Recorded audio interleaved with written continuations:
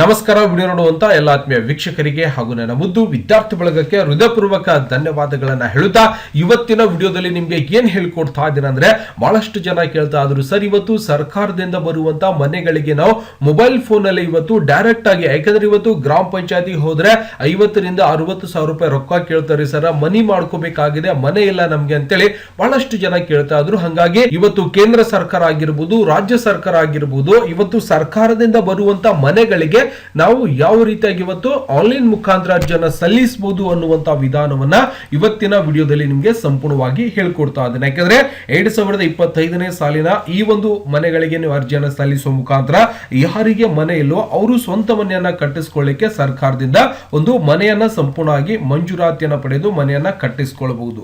ಮೊದಲಿಗೆ ನಿಮ್ಮ ಕಂಪ್ಯೂಟರ್ ಅಥವಾ ಮೊಬೈಲ್ ಫೋನ್ ನಲ್ಲಿ ಇರುವಂತಹ ಗೂಗಲ್ ಕ್ರೋಮ್ ಅನ್ನು ಓಪನ್ ಮಾಡ್ಕೊಳ್ಳಿ. ಓಪನ್ ಮಾಡಿದ ನಂತರ ಏನ್ ಸರ್ಚ್ ಮಾಡ್ಬೇಕಪ್ಪ ಅಂದ್ರೆ ಇಲ್ಲಿಂದ, ಯಾಕಂದ್ರೆ ಇವತ್ತು ರಾಜೀವ್ ಗಾಂಧಿ ವಸತಿ ಒಂದು ಕಾರ್ಪೊರೇಷನ್ ನಿಗಮದಿಂದ ನಾವೇನ್ ಮಾಡಬೇಕಾಗಿದೆ, ಒಂದು ಮನೆಗಳಿಗೆ ಅರ್ಜಿಯನ್ನ ಸಲ್ಲಿಸಬೇಕಾಗಿತ್ತು ಅಂದ್ರೆ ನಾವೇನ್ ಮಾಡ್ಬೇಕು, ಇಲ್ಲಿಂದ RGHR ಇಲ್ಲಿ ಇಷ್ಟೇ ಟೈಪ್ ಮಾಡ್ಕೊಂಡ್ರೆ ಸಾಕು, ಅಪ್ಲಿಕೇಶನ್ ಅಂತ ಬರುತ್ತೆ.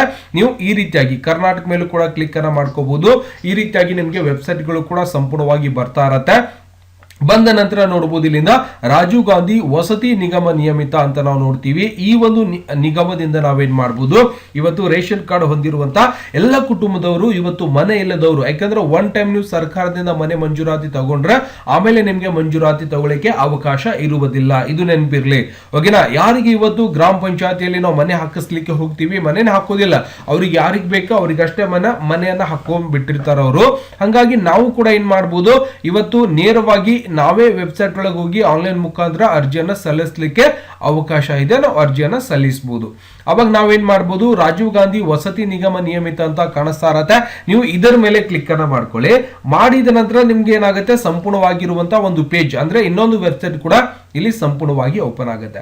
ಇಲ್ಲಿ ನಾವು ನೋಡಬಹುದು, ಸಪೋಸ್ ಇನ್ನೂವರೆಗೂ ಯಾರೆಲ್ಲ ಈ ಒಂದು ಯೋಜನೆ ಲಾಭವನ್ನ ತಗೊಂಡಿದ್ದಾರೆ ಅಂತೇಳಿ ನೀವೇನ್ ಮಾಡಬಹುದು, ನಿಮ್ಮ ಜಿಲ್ಲೆಯನ್ನ ಸೆಲೆಕ್ಷನ್ ಮಾಡ್ಕೋಬಹುದು. ಅದಾದ ನಂತರ ನಿಮ್ಮ ಒಂದು ನಂಬರ್ ಕೊಟ್ಟಿರ್ತಾರೆ, GPS ನಂಬರ್ ಕೂಡ ಕೊಟ್ಟಿರ್ತಾರೆ, ಮನೆ ಹಾಕಿರುವಂತ ನಂಬರ್ ಬಂದಿರತ್ತೆ. ಆ ನಂಬರ್ ಹಾಕಿ ನೀವೇನ್ ಮಾಡಬಹುದು, ಫಲಾನುಭವಿಯ ಮಾಹಿತಿ ಕೂಡ ನೀವು ಸಂಪೂರ್ಣವಾಗಿ ಪಡೆಯಬಹುದು. ಇಲ್ಲ ಸರ್ ನನಗೆ ಅರ್ಜಿಯನ್ನ ಸಲ್ಲಿಸಬೇಕಾಗಿತ್ತು ಅಂದ್ರೆ ಏನ್ ಮಾಡಬೇಕು, ಮತ್ತೆ ಮುಖಪುಟದ ಮೇಲೆ ನೀವು ಸಂಪೂರ್ಣವಾಗಿ ಹೋಗಬಹುದು. ಮುಖಪುಟದ ಮೇಲೆ ಹೋದಾಗ ಇವತ್ತು ಮನೆಗಳಿಗೆ ಅರ್ಜಿಯನ್ನ ಸಲ್ಲಿಸಬೇಕಾಗಿದೆ. ಯಾಕಂದ್ರೆ ನಮ್ಗೆ ಮನೆ ಇಲ್ಲ ಸರ್, ಜಾಗ ಇದೆ, ಸ್ವಲ್ಪ ಹಳೆ ಮನೆ ಇದೆ, ನಾವು ಮನೆಯನ್ನ ಕಟ್ಟಿಸ್ಕೋಬೇಕಂತ ಇದೀವಿ ಅಂದ್ರೆ ನೀವೇನ್ ಮಾಡ್ಬೇಕು, ಕೆಳಗಡೆ ಬರಬಹುದು. ಇಲ್ಲಿಂದ ಸರ್ಕಾರ ಆದೇಶಗಳಾಗಿರ್ಬೋದು, ಫಲಾನುಭವಿಯ ಮಾಹಿತಿ ಆಗಿರ್ಬೋದು, ಲಾಗಿನ್ ಮಾಡುವಂಥದ್ದು, ಸಂಪರ್ಕಿಸುವಂಥದ್ದು, ಏನಾದರೂ ತಾಂತ್ರಿಕ ದೋಷಗಳಿದ್ದಲ್ಲಿ ನೀವು ಇವರಿಗೆ ಕಾಂಟ್ಯಾಕ್ಟ್ ಮಾಡ್ಕೋಬಹುದು.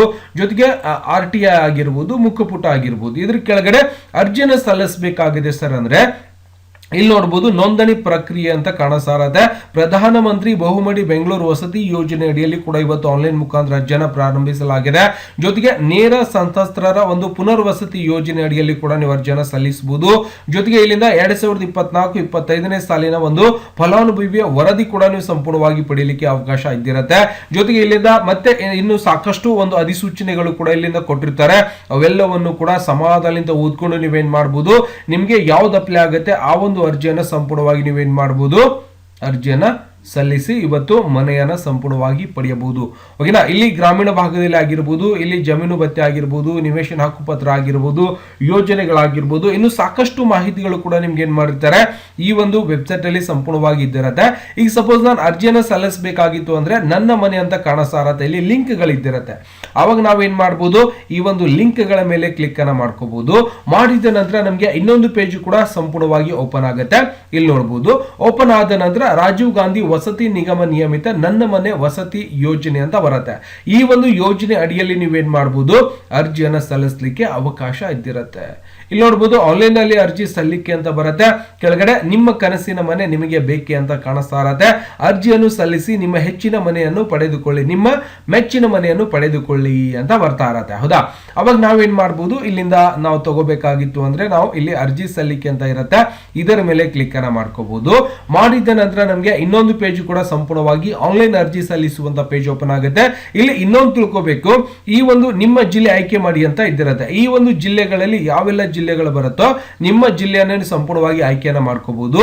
ಮಾಡಿದ ನಂತರ ಇಲ್ಲಿಂದ ಒಂದು ಪ್ರದೇಶ ಕೂಡ ನೀವು ಸಂಪೂರ್ಣವಾಗಿ ಗ್ರಾಮೀಣ ಅಥವಾ ನಗರ ಅಥವಾ ರೂರಲ್ ಕೂಡ ಆಯ್ಕೆ ಮಾಡ್ಕೋಬಹುದು.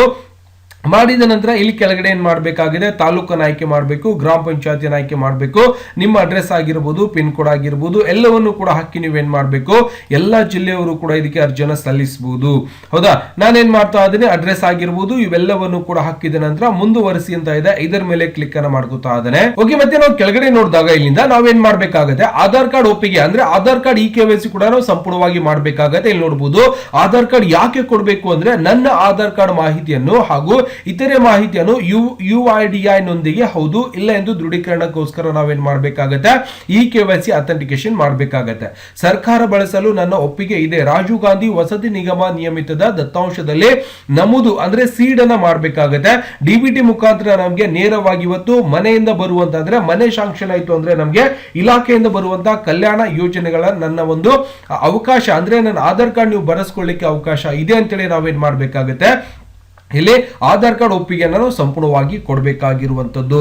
ಓಕೆ, ಆಧಾರ್ ಕಾರ್ಡ್ ಹಾಕಿ ಆಧಾರ್ ಕಾರ್ಡ್ ಅಲ್ಲಿ ಇರುವಂತಹ ಹೆಸರನ್ನು ಅದೇ ರೀತಿಯಾಗಿ ಟೈಪ್ ಮಾಡಿಕೊಂಡು ಮುಂದುವರಿಸಿ ಮೇಲೆ ಕ್ಲಿಕ್ ಅನ್ನ ಮಾಡಿಕೊಂಡ್ರೆ ಇನ್ನೊಂದು ಪೇಜ್ ಕೂಡ ಸಂಪೂರ್ಣವಾಗಿ ನಿಮ್ಮ ಮೊಬೈಲ್ಗೆ OTP ಬರಬಹುದು. ಅದನ್ನ KYC ಮಾಡಿಕೊಂಡು ಸಂಪೂರ್ಣವಾಗಿ ಇನ್ನೊಂದು ಪೇಜ್ ಕೂಡ ಕಂಪ್ಲೀಟ್ ಆಗಿ ಓಪನ್ ಆಗುತ್ತೆ. ಅದರಲ್ಲಿ ಕೂಡ ನೀವೇನ್ ಮಾಡಬಹುದು, ಸಂಪೂರ್ಣವಾಗಿರುವಂತಹ ಒಂದು ಮಾಹಿತಿಯನ್ನ ಸಲ್ಲಿಸುವ ಮುಖಾಂತರ ಅಂದ್ರೆ ಅಪ್ಲಿಕೇಶನ್ ಸಲ್ಲಿಸುವ ಮುಖಾಂತರ ಒಂದು ಅಕ್ಲೋಸ್ಮೆಂಟ್ ಪ್ರತಿ ಕೂಡ ನೀವು ಡೌನ್ಲೋಡ್ ಮಾಡಿಕೊಂಡು ಆ ಒಂದು ಪ್ರತಿಯನ್ನ ನಿಮ್ಮ ಗ್ರಾಮ ಪಂಚಾಯತಿಯಲ್ಲಿ ಇರುವಂತಹ PDO ಗಳಿಗೆ ಹೋಗಿ ಕೊಡಬೇಕಾಗುತ್ತೆ. ಅಂದ್ರೆ ನಾವು ಮನೆಗೆ ಅರ್ಜಿಯನ್ನು ಸಲ್ಲಿಸಿದೀವಿ, ಇವತ್ತು ರಾಜೀವ್ ಗಾಂಧಿ ವಸತಿ ನಿಗಮ ಯೋಜನೆ ಅಡಿಯಲ್ಲಿ ಅರ್ಜಿಯನ್ನು ಸಲ್ಲಿಸಿದ್ದೇವೆ, ದಯವಿಟ್ಟು ಇದನ್ನ ಅಪ್ರೂವಲ್ ಮಾಡಿಕೊಡಿ ಸರ್ ಅಂತ ಹೇಳಬೇಕು. ಹೆಚ್ಚಿನ ಮಾಹಿತಿಗಾಗಿ 1156 ಅಂತ ಒಂದು ನಂಬರ್ ಇದ್ದಿರುತ್ತೆ, ಅದಕ್ಕೂ ಕೂಡ ನೀವು ಕರೆಯನ್ನ ಮಾಡ್ಕೋಬಹುದಾಗಿದೆ. ಓಕೆನಾ, ಅಂದ್ರೆ ಹೆಚ್ಚಿನ ಮಾಹಿತಿಗಾಗಿ ಕೂಡ ನೀವು ಸಂಪೂರ್ಣವಾಗಿ ಇಲ್ಲಿ ಕೆಲವೊಂದಿಷ್ಟು ಯೋಜನೆಗಳ ಸ್ಥಳ ವಿವರ ಆಗಿರಬಹುದು, ನನ್ನ ಮನೆ ವಸತಿ ಯೋಜನೆ ಲಭ್ಯ ಇರುವ ಪ್ಲಾಟ್ಗಳ ವಿವರ ಆಗಿರಬಹುದು, ಮತ್ತೆ ಇನ್ನಿಷ್ಟು ಸಾಕಷ್ಟು ಮಾಹಿತಿಗಳನ್ನು ಕೂಡ ಇಲ್ಲಿಂದ ನೋಡ್ಲಿಕ್ಕೆ ಅವಕಾಶ ಇದ್ದಿರುತ್ತೆ. ದಯವಿಟ್ಟು 2025-26ನೇ ಸಾಲಿನ ಇವತ್ತು ಮನೆ ಮಂಜೂರಾತಿ ಮತ್ತೆ ಅವುಗಳಿಗೆ ಅರ್ಜಿ ಸಲ್ಲಿಸುವಂತಹ ಪ್ರಕ್ರಿಯೆ ಸಂಪೂರ್ಣವಾಗಿ ಪ್ರಾರಂಭವಾಗಿದೆ. ದಯವಿಟ್ಟು ಯಾರಿಗೆಲ್ಲ ಮನೆ ಬೇಕಾಗಿದೆ ಇಲ್ಲಿಂದ ಅರ್ಜಿಯನ್ನು ಸಲ್ಲಿಸಬಹುದು. ಇವತ್ತು ಮುಖ್ಯಮಂತ್ರಿ ಬಹುಮಡಿ ಬೆಂಗಳೂರು ವಸತಿ ಯೋಜನೆ ಅಡಿಯಲ್ಲಿ ಕೂಡ ಅರ್ಜಿಯನ್ನು ಸಲ್ಲಿಸಬಹುದು. ನೇರ ಒಂದು ಸಂತ್ರಸ್ತರ ಒಂದು ಪುನರ್ವಸತಿ ಯೋಜನೆ ಅಡಿಯಲ್ಲಿ ಕೂಡ ನೀವು ಅರ್ಜಿಯನ್ನು ಸಲ್ಲಿಸಬಹುದು. ಜೊತೆಗೆ ಆಸರೆ ಯೋಜನೆ ಅಡಿಯಲ್ಲಿ ರಾಜೀವ್ ಗಾಂಧಿ ವಸತಿ ನಿಗಮ ಮೂಲಕ ನಿರ್ಮಿಸಿದ ಒಂದು ಮನೆಗಳ ವಿವರ ಕೂಡ ನೀವು ಸಂಪೂರ್ಣವಾಗಿ ಪಡೆಯಬಹುದು. ಜಸ್ಟ್ ನೀವು ಇದರ ಮೇಲೆ ಕ್ಲಿಕ್ ಅನ್ನ ಮಾಡಿಕೊಂಡ್ರೆ ಸಾಕು, ಆನ್ಲೈನ್ ಅರ್ಜಿ ಸಲ್ಲಿಸುವಂತ ಒಂದು ಪೇಜ್ ಓಪನ್ ಆಗುತ್ತೆ. ನೀವು ಯಾರಿಗೂ ಕೂಡ ₹1 ನಯ ಪೈಸಾ ಕೊಡ್ಲಾರ್ದೇನೆ ಏನ್ ಮಾಡಬಹುದು, ಅರ್ಜಿಯನ್ನ ಸಲ್ಲಿಸಬಹುದು. ಓಕೆನಾ, ಅರ್ಜಿ ಸಲ್ಲಿಕೆ ಅಂತ ಬಂದಿರುತ್ತೆ, ಅದೇ ರೀತಿಯಾಗಿ ನಾವು ಏನ್ ಮಾಡಬಹುದು, ಇದರ ಮೇಲೆ ಕ್ಲಿಕ್ ಅನ್ನ ಮಾಡ್ಕೋಬಹುದು. ಅರ್ಜಿ ಸಲ್ಲಿಕೆ ಅಂತ ಬಂದಿರುತ್ತೆ, ಈ ರೀತಿಯಾಗಿ ಎಲ್ಲವನ್ನು ಕೂಡ ನೀವೇನ್ ಮಾಡಬಹುದು, ಸಂಪೂರ್ಣವಾಗಿ ಇಲ್ಲಿಂದ ನೋಡ್ಲಿಕ್ಕೆ ಅವಕಾಶ ಇದ್ದಿರುತ್ತೆ. ಗೊತ್ತಾಗ್ತಿದೆಯಾ? ಈ ರೀತಿಯಾಗಿರುವಂತಹ ಪೇಜ್ಗಳಿಗೆ ನಾವು ಅರ್ಜಿಯನ್ನು ಸಲ್ಲಿಸಬೇಕಾಗಿದೆ ಅಂದ್ರೆ ಮಾರ್ಗಸೂಚಿಗಳನ್ನು ಕೂಡ ಸಂಪೂರ್ಣವಾಗಿ ನೋಡಬಹುದು. ಕಾಂಟ್ಯಾಕ್ಟ್ ನಂಬರ್ ಕೂಡ ಇದ್ದಿರುತ್ತೆ. ಮತ್ತೆ ನಾನು ವಾಪಸ್ ಬ್ಯಾಕ್ ಮೇಲೆ ಕ್ಲಿಕ್ ಅನ್ನು ಮಾಡ್ಕೋತಾ ಇದ್ದೇನೆ. ಬ್ಯಾಕ್ ಮೇಲೆ ಹೋಗಿ ಸಾರ್ವಜನಿಕರಿಗೆ ಸ್ಥಳೀಯ ಕ್ಷೇತ್ರ ಅಂತ ಬಂದಿರುತ್ತೆ, ಅದರ ಮೇಲೆ ಕ್ಲಿಕ್ ಅನ್ನು ಮಾಡ್ಕೋಬಹುದು. ಇಲ್ಲ ಸರ್ ಸಾರ್ವಜನಿಕ ಅಂತ ಕ್ಲಿಕ್ ಅನ್ನು ಮಾಡ್ಕೋಬಹುದು. ಸಾರ್ವಜನಿಕರಿಗೂ ಕೂಡ ಒಂದು ಅರ್ಜಿ ಸಲ್ಲಿಸುವಂತ ಒಂದು ಅವಕಾಶ ಇಲ್ಲಿ ನಾವು ನೋಡ್ತಾ ಇದೀವಿ. ಇಲ್ಲಿ ಬೆಂಗಳೂರು ನಗರದವರು ಇದಕ್ಕೆ ಅರ್ಜಿಯನ್ನು ಸಲ್ಲಿಸಬಹುದು. ಅಂದ್ರೆ ಇಲ್ಲಿನೂ ಕೂಡ ಆಧಾರ್ ಕಾರ್ಡ್ KYC ಅನ್ನು ಸಂಪೂರ್ಣವಾಗಿ ಮಾಡಬೇಕಾಗುತ್ತೆ. ಆಧಾರ್ ದೃಢೀಕರಿಸಿ ಮೇಲೆ ಕ್ಲಿಕ್ ಅನ್ನ ಮಾಡ್ಕೋಬಹುದು. ಮಾಡಿದ ನಂತರ ಇಲ್ಲಿನೂ ಕೂಡ ನೀವು ಯಾರ ಅರ್ಜಿಯನ್ನು ಸಲ್ಲಿಸಾದರೆ ಅವರ ಒಂದು ಇಲಾಖೆ ಯಾವ ಡಿಪಾರ್ಟ್ಮೆಂಟ್ ಗೆ, Rajiv Gandhi housing corporation limited ಅಂತ ನಾವು ನೋಡ್ತಾ ಇದೀವಿ. ಇವರಿಗೆ ನಮ್ಮ ಒಂದು ಆಧಾರ್ ಕಾರ್ಡ್ ಬಳಕೆ ಮಾಡ್ಕೊಳ್ಳಿಕ್ಕೆ ನಮ್ಮ ಆಧಾರ್ ಕಾರ್ಡ್ KYC ಅನ್ನ ಸಂಪೂರ್ಣವಾಗಿ ಮಾಡ್ಕೋಬೇಕಾಗತ್ತೆ. ಓಕೆನಾ, ಈ ರೀತಿಯಾಗಿ ನೀವು ಏನ್ ಮಾಡಬಹುದು, ದಯವಿಟ್ಟು ನಿಮ್ಗೆ ಅರ್ಜಿಯನ್ನು ಸಲ್ಲಿಸಬೇಕಾಗಿತ್ತು ಅಂದ್ರೆ ನೀವು ಏನ್ ಮಾಡಬಹುದು, ಮೊಬೈಲ್ ಫೋನ್ ಅಲ್ಲಿ ಕೂಡ ಅರ್ಜಿಯನ್ನು ಸಲ್ಲಿಸಬಹುದು. ಇಲ್ಲ ಸರ್ ಅಂದ್ರೆ ಹತ್ತಿರದಲ್ಲಿರುವಂತಹ ಆನ್ಲೈನ್ ಸೆಂಟರ್ ಅಥವಾ CSC ಸೆಂಟರ್ ಗಳಿಗೆ ಹೋಗಿ ಕೂಡ ನೀವೇನ್ ಮಾಡಬಹುದು, ಅರ್ಜಿಯನ್ನು ಸಲ್ಲಿಸಲಿಕ್ಕೆ ಅವಕಾಶ ಇದ್ದಿರುತ್ತೆ. ದಯವಿಟ್ಟು 2025-24ನೇ ಸಾಲಿನ ರಾಜೀವ್ ಗಾಂಧಿ ವಸತಿ ನಿಗಮ ನಿಯಮಿತ ಮನೆಗಳ ಒಂದು ಆನ್ಲೈನ್ ಪ್ರಕ್ರಿಯೆ ಸಂಪೂರ್ಣವಾಗಿ ಪ್ರಾರಂಭವಾಗಿದೆ. ದಯವಿಟ್ಟು ಯಾರಿಗೆಲ್ಲ ಮನೆ ಇಲ್ಲವೋ ಒಂದು ಅರ್ಜಿಯನ್ನು ಸಲ್ಲಿಸಿ ನೀವು ಕೂಡ ಏನ್ ಮಾಡಬಹುದು, ಮನೆಗಳನ್ನ ಪಡೆಯಬಹುದು. ದಯವಿಟ್ಟು ಇದರ ಬಗ್ಗೆ ಹೆಚ್ಚಿನ ಮಾಹಿತಿಗಾಗಿ ಆನ್ಲೈನ್ ಒಳಗೆ ಹೋಗಿ ನೀವು ಕೂಡ ನೀವು ಅರ್ಜಿಯನ್ನು ಸಲ್ಲಿಸಬಹುದು. ಇಲ್ಲ ಗ್ರಾಮ ಪಂಚಾಯತಿಯಲ್ಲಿ ಮಾಹಿತಿಯನ್ನು ಕೇಳಿಕೊಂಡು ಅರ್ಜಿಯನ್ನು ಸಲ್ಲಿಸಲಿಕ್ಕೆ ಅವಕಾಶ ಇದ್ದಿರುತ್ತದೆ. ದಯವಿಟ್ಟು ಹೇಳಿರುವಂತಹ ಮಾಹಿತಿ ಇಷ್ಟ ಆಗಿತ್ತು ಅಂದ್ರೆ ಲೈಕ್ ಮಾಡೋದನ್ನ ಮರಿಬಾರ್ದು.